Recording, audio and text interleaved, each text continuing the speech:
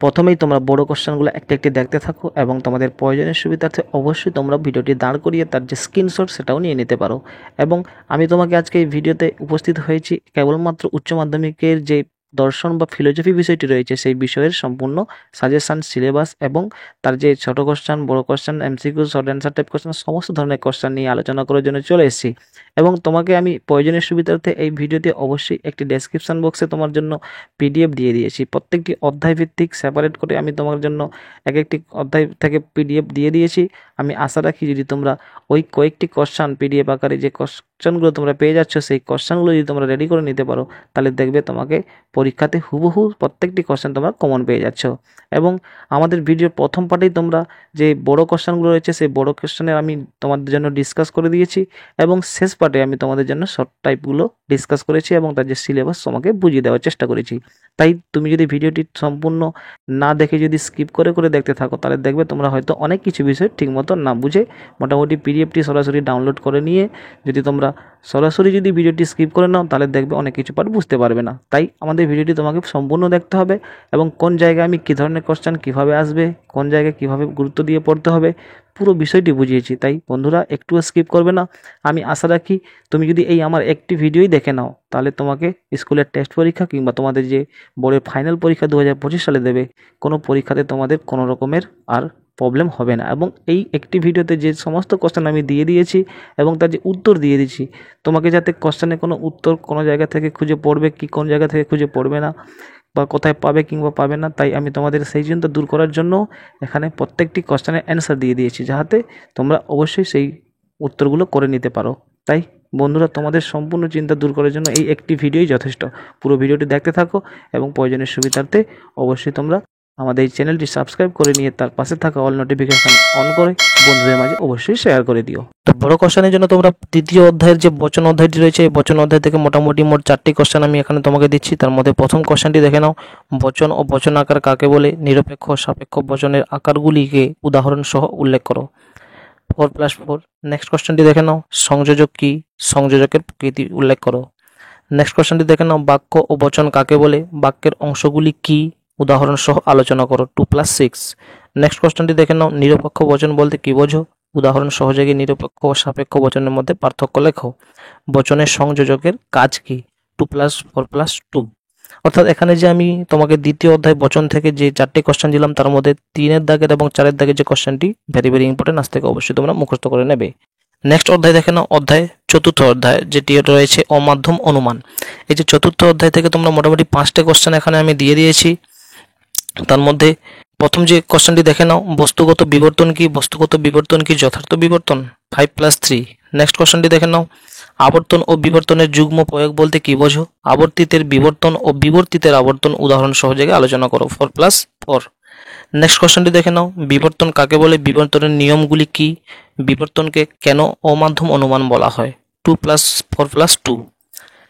Next কোশ্চেনটি দেখে নাও, অমাধ্যম ও মাধ্যম অনুমান কি? উদাহরণ সহ ব্যাখ্যা করো। অর্থাৎ এই কোশ্চেনটিও ভেরি ইম্পর্টেন্ট কোশ্চেন রয়েছে। 5-এর দাগে কোশ্চেনটি দেখে নাও, আবর্তন কাকে বলে? আবর্তনের নিয়মগুলি বুঝিয়ে বলো। এ বচনের সরল আবর্তন হয় না কেন? 2+4+2। অর্থাৎ এখানে যে আমি তোমাকে মোট 5টে কোশ্চেন দিয়েছি চতুর্থ অধ্যায় থেকে, তার মধ্যে মোটামুটি তোমরা 2-এর দাগের, 4-এর দাগের এবং 5-এর দাগের অর্থাৎ এই যে 3টে কোশ্চেন রয়েছে 2, 4 ও 5, এই 3টে কোশ্চেন তোমরা আজ থেকে একদম মুখস্থ করে নেবে। বাকি 2টো কোশ্চেনও দেখতে পারো। এরপরে যে অধ্যায়টি রয়েছে অধ্যায় পঞ্চম অধ্যায় অর্থাৎ নিরপেক্ষ ন্যায়। এই অধ্যায় থেকে তোমরা মোটামুটি যে কয়েকটি কোশ্চেন পাচ্ছ, প্রথম কোশ্চেনটি দেখে নাও, নিম্নলিখিত যুক্তিগুলিকে আদর্শ আকারে পরিণত করে তাদের মূর্তি ও সংস্থানের উল্লেখ করো ও তাদের বৈধতা বিচার করো। প্রথমে এর দাগে যে কোশ্চেনটি আসবে, সে কাপুরুষ কেন? না সে মিথ্যাবাদী এবং মিথ্যাবাদীরা সর্বদাই হয় কাপুরুষ। তার যে নেক্সট পার্টটা থাকবে সেটা দেখে নাও, তিনি জ্ঞানী নন কারণ তিনি সুবক্তা নন, একমাত্র জ্ঞানী ব্যক্তিরাই সুবক্তা। 4+4। এইভাবে কোশ্চেনটি ভেরি ইম্পর্টেন্ট, তোমরা আজ থেকে রেডি করে নাও। নেক্সট কোশ্চেনটি দেখে নাও, নিচের সম্পাদ্য দুটির সমাধান করো। এর দাগের যে সমাধানটি রয়েছে, কোনো বৈধ ন্যায় প্রমাণ যুক্তি বাক্যটি যদি বচন হয় তাহলে ন্যায়ের রূপটি কি হবে? নেক্সট পার্টটি দেখে নাও, কোনো বৈধ ন্যায় অনুমানে সিদ্ধান্তটি যদি এ বচন হয় তাহলে তার পূর্ণাঙ্গ রূপটি নির্ণয় করো। নেক্সট কোশ্চেনটি দেখে নাও, প্রমাণ করে যে দুটি যুক্তি বাক্যের একটি বিশেষ হলে সিদ্ধান্তটি অবশ্যই বিশেষ হবে। ন্যায় অনুমানের বৈধ মূর্তিগুলি কি তা সংস্থান অনুযায়ী উল্লেখ করো। নেক্সট কোশ্চেনটি দেখে নাও। নিম্নলিখিত যুক্তিগুলিকে আদর্শ আকারে পরিণত করে তাদের মূর্তি ও সংস্থানের উল্লেখ করো ও তাদের বৈধতা নির্ণয় করো। প্রথম যে পার্টটি রয়েছে দেখে নাও, আমার হাতে টেবিল স্পর্শ করেছে, সুতরাং আমার হাত ভূমি স্পর্শ করেছে। নেক্সট পার্টটি দেখে নাও, জ্ঞানই হলো শক্তি, সুতরাং অজ্ঞতাই দুর্বলতা। নেক্সট পার্টটি দেখে নাও, নিরপেক্ষ ন্যায়ের গঠন সম্পর্কে আলোচনা করো। তারপরে যে কোশ্চেনটি দেখে নাও, নিরপেক্ষ ন্যায় কাকে বলে, উদাহরণ সহ ব্যাখ্যা করো।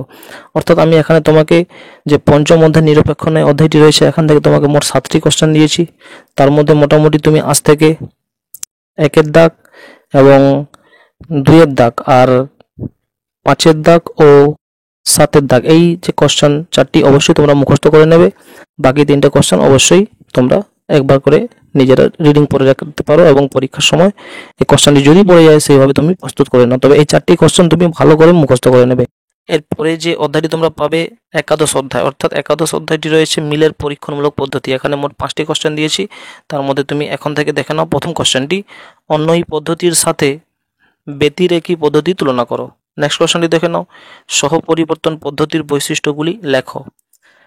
নেক্সট কোশ্চেনটি দেখে নাও, অপটিক্যাল লোভে আঘাত অন্ধত্বে নিয়ে যায়, সুতরাং অপটিক্যাল লোভ হলো দৃষ্টিশক্তির কারণ। উপরের দৃষ্টান্তে মিলের কোন পদ্ধতি অনুসরণ করা হয়েছে? পদ্ধতিটি ব্যাখ্যা করো, চিহ্নিতকরণ, সংজ্ঞা, আকার, সুবিধা, 2টি করে অসুবিধা, 2টি করে লিখে নাও। অর্থাৎ এই কোশ্চেনটি এইভাবে পাটে পাটে আসবে এবং 1+1+2+2+2 এইভাবে কোশ্চেনটি সেটে আসবে। তোমরা সেইভাবে আজ থেকে প্রস্তুত করে নাও।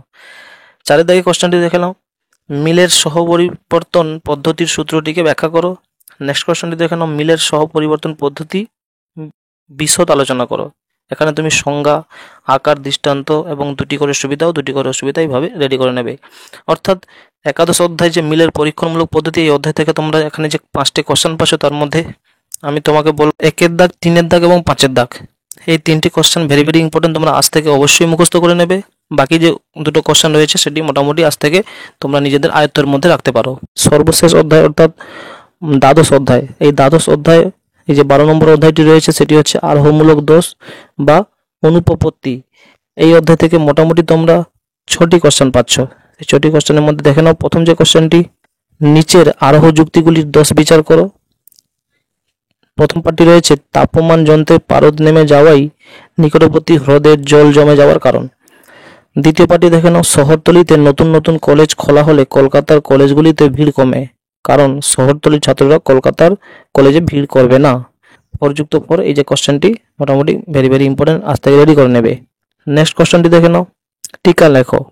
কাকতালীয় দোষ, অর্থাৎ এই কোশ্চেনটি না করলেও চলবে কারণ আগের বারে পড়ে গিয়েছে, তো মোটামুটি তবু একটু দেখে রাখবে কারণ কিছু কোশ্চেন তো রিপিট হয়ে যায়। তবে এই কোশ্চেনটি ভেরি ভেরি ইম্পর্টেন্ট একটি কোশ্চেন, যে বাই চান্স যদি রিপিট হয়ে যায় তার মধ্যে এই কোশ্চেনটি আসতে পারে। তো দেখে নাও, তার যে সেকেন্ড পার্টটি রয়েছে, ভ্রান্ত পরীক্ষণমূলক দোষ কয় প্রকার ও কি কি, উদাহরণ সহ আলোচনা করো। 4+4। এরপরে কোশ্চেনটি দেখে নাও, কারণ সংক্রান্ত দোষগুলি কি, উদাহরণ সহ অবান্তর বা অপ্রাসঙ্গিক শর্তকে কারণ মনে করার দোষটি আলোচনা করো। অর্থাৎ 2+6।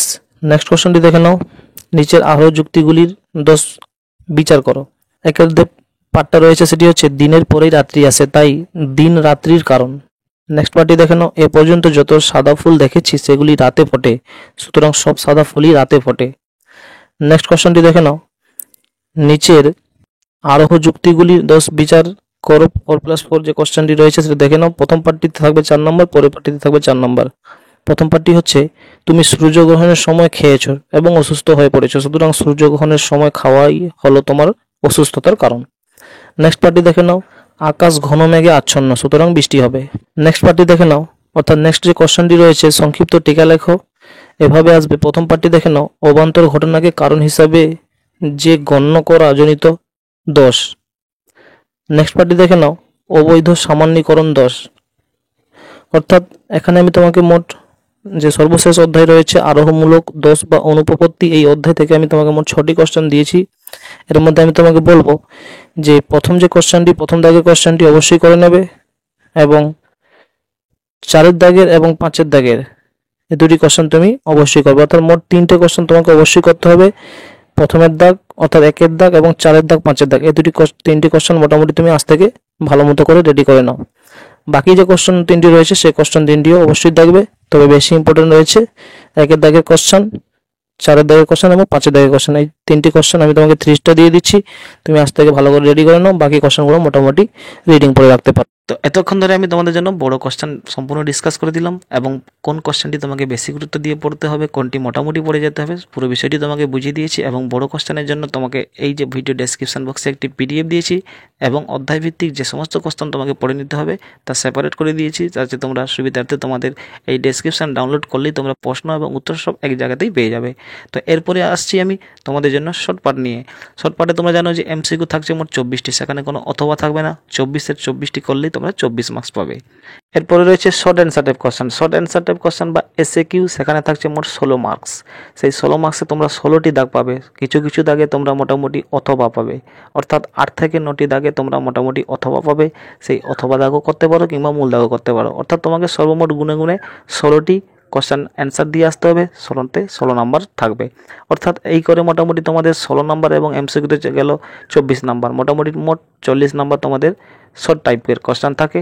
আর বড় কোশ্চেন এতক্ষণ ধরে আমি যে ভিডিওতে বলে দিয়েছিলাম, সেই বড় কোশ্চেন তোমরা মোটামুটি 40 মার্কস পাবে, তার মধ্যে 5টি কোশ্চেন থাকবে। ম্যাক্সিমাম কোশ্চেনে তোমরা অথবা পেয়ে যাবে, অর্থাৎ তোমরা অথবাও টাচ করতে পারো, মূল দাগও টাচ করতে পারো। সেখানে মোট 5টি কোশ্চেন তোমাকে টাচ করতে হবে, 8×5 = 40। এই ছিল মোটামুটি মূল সিলেবাস। এরপরে ভিডিওর একদম শেষ পার্টে আমি তোমাদের জন্য এমসিকিউ এবং শর্ট অ্যান্সার টাইপ কোশ্চেন এখানে একে একে তুলে ধরার চেষ্টা করছি, তোমরা দেখে নাও এবং তোমাদের প্রয়োজনীয় সুবিধার্থে ভিডিওটি দাঁড় করিয়ে জুম করে অবশ্যই প্রতিটি কোশ্চেন তোমাদের খাতায় টুকে নিতে পারো কিংবা এর স্ক্রিনশট নিতে পারো। তাছাড়া তোমরা যদি অবশ্যই আমাদের এই ডেসক্রিপশন বক্সে যদি চলে যাও, সেখানে এর পিডিএফ পেয়ে যাবে। সেই পিডিএফে তোমরা অবশ্যই বড় question, short answer type question এবং এমসিকিউ প্রতিটি ধরনের কোশ্চেন অবশ্যই পেয়ে যাবে। তো এই কয়েকটি কোশ্চেন হাতে গোনা আমি এখানে মোটামুটি এমসিকিউর জন্য তোমাকে যে 24টি তোমাদের পরীক্ষায় লিখতে হবে, এখানে মোটামুটি 7টার মতো এমসিকিউ দিয়েছি। আর শর্ট অ্যান্সার টাইপ কোশ্চেন যেটা তোমাকে পরীক্ষার খাতায় 16টি লিখতে হয়, তার জন্য মোটামুটি 50টির মতো আমি শর্ট অ্যান্সার টাইপ কোশ্চেন দিয়েছি। পরীক্ষার জন্য রেডি করতে থাকো, দেখবে তোমরা তোমাদের স্কুলের টেস্ট পরীক্ষা কিংবা ফাইনাল পরীক্ষাতে হুবহু কমন পাচ্ছ। আমাদের কথায় বিশ্বাস রেখে বন্ধু, আজ থেকে এখনই গিয়ে পিডিএফটি ডাউনলোড করে নিতে পারো কিংবা প্রতিটি কোশ্চেন তার স্ক্রিনশট নিয়ে নিতে পারো। আসছি আজকে এইটুকু, অন্যদিন অন্য কোনো একটি ভিডিও নিয়ে। সুস্থ থেকো, ভালো থেকো এবং আমাদের চ্যানেলের পাশে থাকো। বন্ধুদের মাঝে শেয়ার করে দিয়ে অবশ্যই আমাদের চ্যানেলটিকে সাবস্ক্রাইব করে নাও এবং অল নোটিফিকেশন অন করে দাও। ধন্যবাদ।